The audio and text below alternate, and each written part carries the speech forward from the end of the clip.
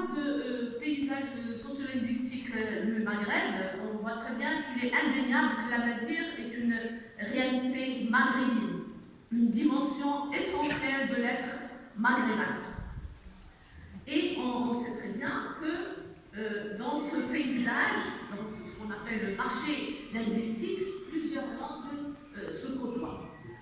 L'arabe classique, nous entendons l'arabe écrit, appelé aussi arabe standard, qui jouit du pouvoir que lui donne la religion.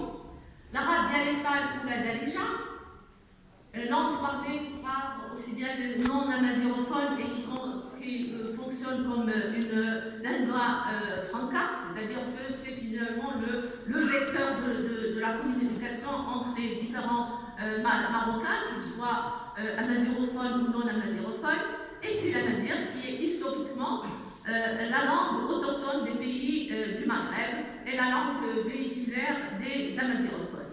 Et puis, bien entendu, les langues étrangères, comme le français comme étant la première langue étrangère au Maghreb, et puis l'espagnol et l'anglais et d'autres langues maintenant, le mandarin fait son chemin. Alors, bien entendu, dans ce marché linguistique, depuis maintenant peu de décennies, la nouveauté, c'est le Maroc a connu un véritable tournant dans son histoire d'un point de vue identitaire et culturel. En 2001, le 17 octobre 2001, pour la première fois dans le discours royal d'Alger, est reconnue la dimension amazigh du Maroc. Pour la première fois, c'est dit explicitement, et cette reconnaissance a été traduite par la création d'une institution, l'IRCAM, donc l'Institut Royal de la Culture Amazigh, qui est voué à la promotion, à la sauvegarde de l'Amazigh. Alors, bien entendu, cette institution, qui est une institution consultative créée auprès du roi, elle a fait tout un travail, entrepris tout un travail sur différents domaines, aussi bien le domaine de la langue que le domaine pédagogique, parce que parallèlement à cette reconnaissance, pour la première fois aussi dans l'histoire du Maroc, l'amazigh, une langue maternelle, elle est introduite dans le système éducatif du Maroc, et ça depuis septembre 2003. Voilà, donc tout ça, ce sont des choses qui ont eu lieu bien avant la constitutionnalisation.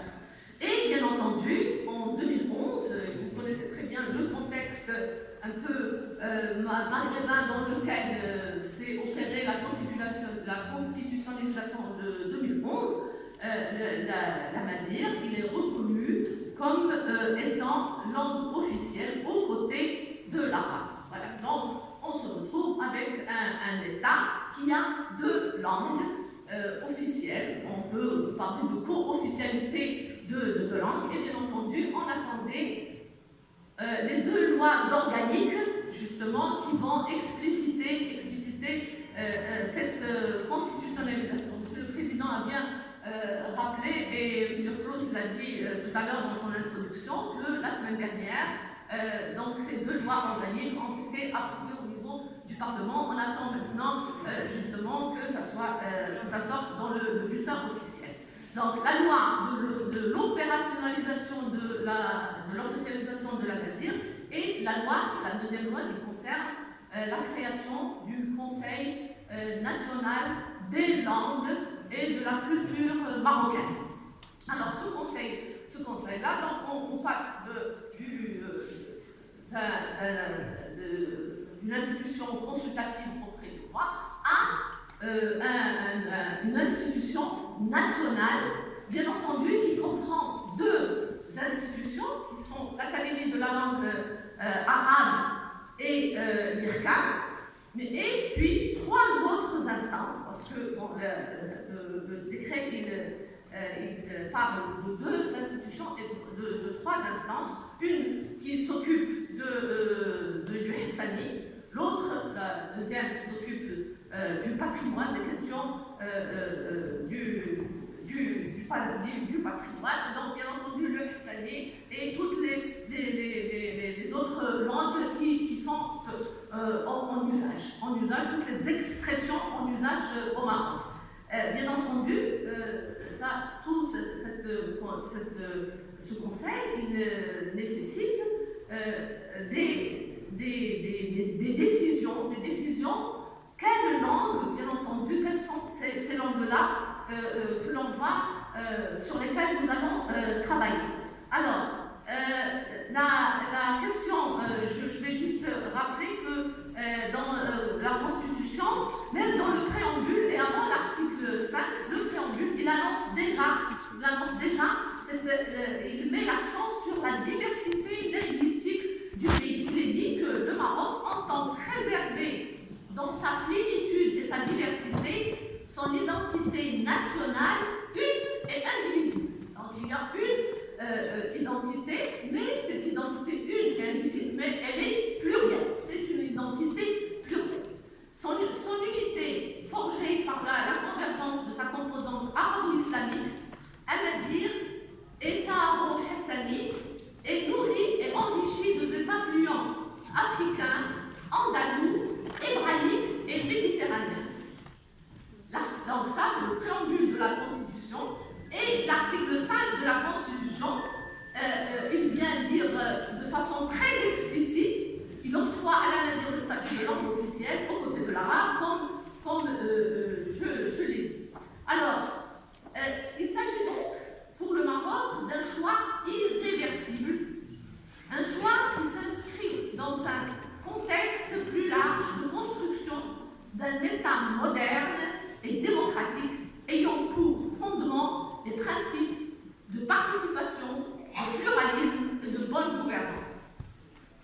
Alors, les questions qui se posent à nous sont les suivantes. Alors, une fois que la langue est constitutionnalisée, est-ce que c'est suffisant? À mon sens, c'est justement là que le véritable travail commence. Il faudrait, à mon sens, ça c'est la première idée que je voudrais vous soumettre, que l'on passe de la constitutionnalisation de l'amazigh à son institutionnalisation. J'entends par là qu'il faudrait que les institutions de l'État prennent en charge la question et la concrétisent par des faits en veillant, bien entendu, toujours à la paix sociale. Donc, il ne suffit pas qu'une langue soit décrétée officielle dans la Constitution pour qu'elle ait une quelconque chance de réussir. Il faut qu'il y ait un véritable travail institutionnel. Ça, c'est la première chose que je voudrais voir avec vous. La deuxième, il faudrait que l'on arrive à dépassionner le discours. Et d'un côté et de l'autre.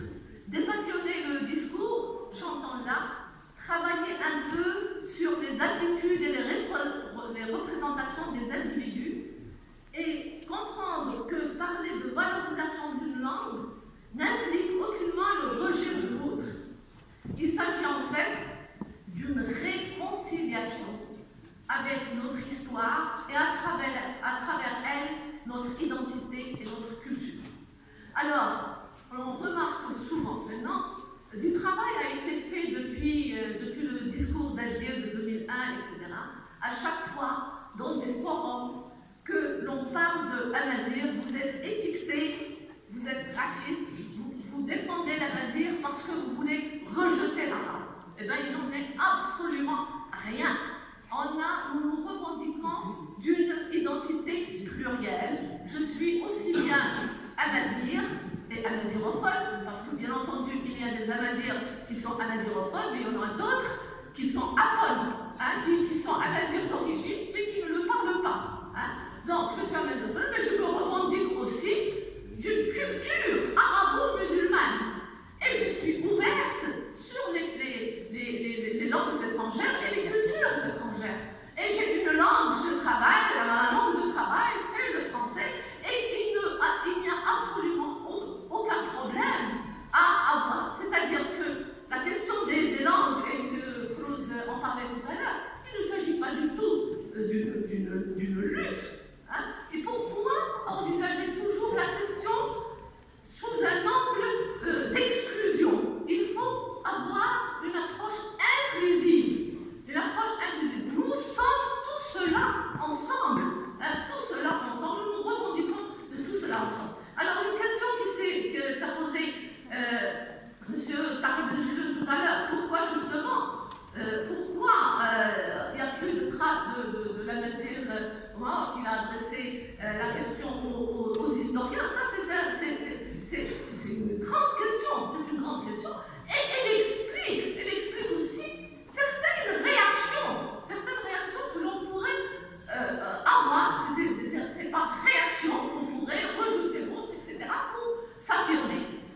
justement, nous sommes arrivés à un stade, je crois, que nous devons faire un peu réfléchir d'une façon sereine. Réfléchir d'une façon, quelle est cette identité marocaine que nous voulons? Quelle est cette identité marocaine? Et là, justement, il y a un concept clé et auquel nous devons faire attention, c'est ce concept, d'ailleurs même le terme, il est très significatif en lui-même, le concept de Tamrabit. Donc Tamrabit ou la marocanité. Tamrabit, déjà la forme de Tamrabit, c'est une forme, morphologiquement, c'est une forme amazigh, hein, c'est un nom féminin, il commence par un T, il se termine par un T, et il faudrait justement que l'on soit fier de cette marocanité qui se revendique de toutes ces composantes-là, hein, qui doivent être vues sous un angle, et je répète encore, serein. Hein, il faudrait vraiment que l'on dépassionne le discours et qu'on puisse avoir un dialogue serein. Réhabiliter donc cette langue, bien entendu, hein, c'est-à-dire que quand je disais réconciliation, c'est-à-dire qu'il y avait une méconnaissance, une ignorance pendant plusieurs années de tout un pan de l'État, de la patrie marocaine. Et donc en ce moment, il faudrait veiller à articuler cette réhabilitation de la Mazir avec le paramètre de développement. Il faut le prendre. Alors bien entendu, ces derniers temps, on entend beaucoup quel projet de développement, quel nouveau projet de développement nous voulons pour le Maroc, etc. Eh bien déjà, il faut que le développement, ce projet de développement auquel nous aspirons, prenne en considération tous les Marocains. C'est-à-dire qu'il n'y a pas de Marocains de premier rang et de Marocains de deuxième rang. Et il ne faut pas que ça soit simplement des vœux pieux. Il faut que ça puisse avoir justement une concrétisation au niveau de ces sociétés qui ont été marginalisées pendant de longues années. Bien entendu, on parlait du Maroc utile, du Maroc inutile. Il y a finalement plusieurs vitesses, plusieurs Marocs, et il faut, comme je disais, réconciliation, il faut qu'il y ait de la réparation. Ça a commencé avec les instances qui s'occupent de ça. Il faudrait qu'il y ait une véritable réconciliation avec l'identité marocaine. Alors, bien entendu, et ça a été aussi dit ce matin, si je reviens à la cité de Fès. La cité de Fès, donc, qui est à l'honneur lors de cette 25e session du festival, du festival, eh ben, vous n'avez qu'à faire attention à la toponymie. Quand la plaine de Seyss. Hein, Seyss, c'est un mot amazigh, tout simplement, c'est la place, c'est la plaine, etc. Quand vous voyez les deux montagnes de Fès, une qui s'appelle Zala, l'autre Tarat, je rate, et là, c'est les deux.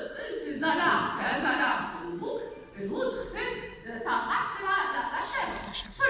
Seulement, on n'explique pas ça à nos enfants. Toute l'histoire qu'on nous a apprise à l'école, elle est à revoir. Bien entendu, il y a maintenant un travail sur les manuels scolaires, etc. On nous a toute une partie de notre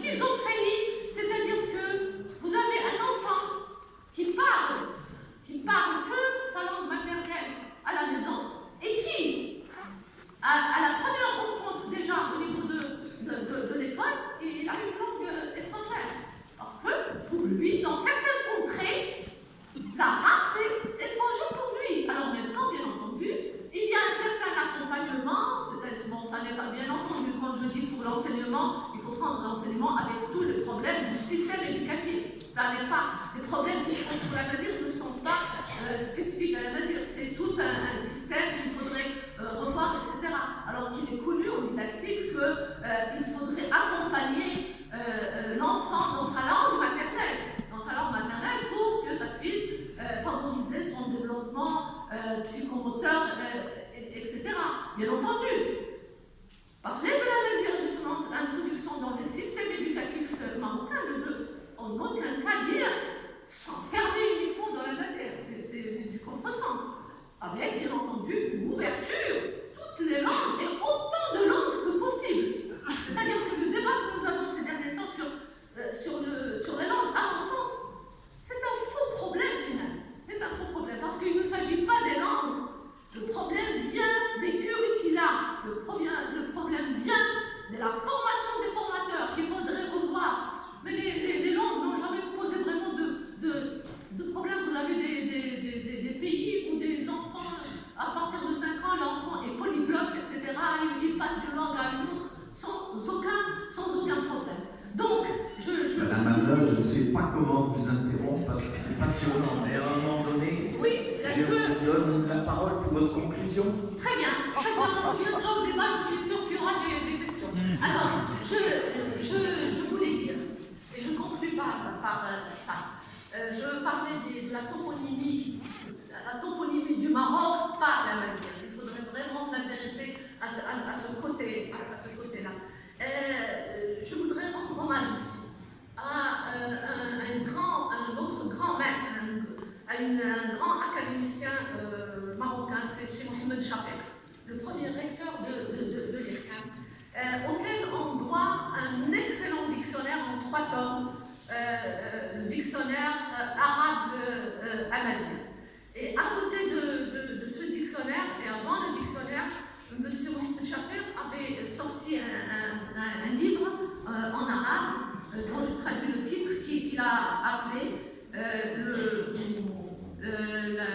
dialectal marocain, un domaine de confluence, et on rejoint la thématique de confluence entre l'amazigh et l'arabe. Et dans cet ouvrage, il a bien expliqué pourquoi les orientaux, les arabophones orientaux ont du mal à comprendre les Marocains quand ils parlent. Tout simplement, c'est parce qu'il y a l'influence de l'amazigh. L'arabe marocain, c'est un dialecte arabe avec une syntaxe amazigh et avec plein de lexiques de la langue amazigh. Alors, la conclusion, ce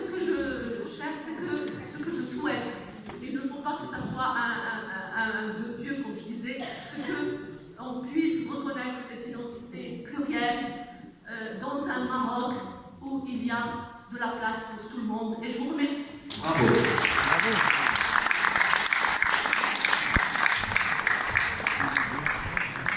Vous êtes passionné et passionnante. Je m'en veux de vous arrêter sur votre lancée. Je vois que vous êtes plein de votre sujet et je vous félicite parce que vous avez dit que cette constitutionnalisation amazigh est une réconciliation dans les cultures et entre les différents parlers marocains. Mais c'est aussi, vous l'avez expliqué, un énorme chantier devant vous, les Amazirs, pour maintenant faire en sorte que ça devienne une réalité, que ça redevienne une réalité, comme vous avez expliqué, qu'on n'ait plus honte aujourd'hui d'être Amazigh. Merci madame. Monsieur le dernier orateur, monsieur Zekri, vous êtes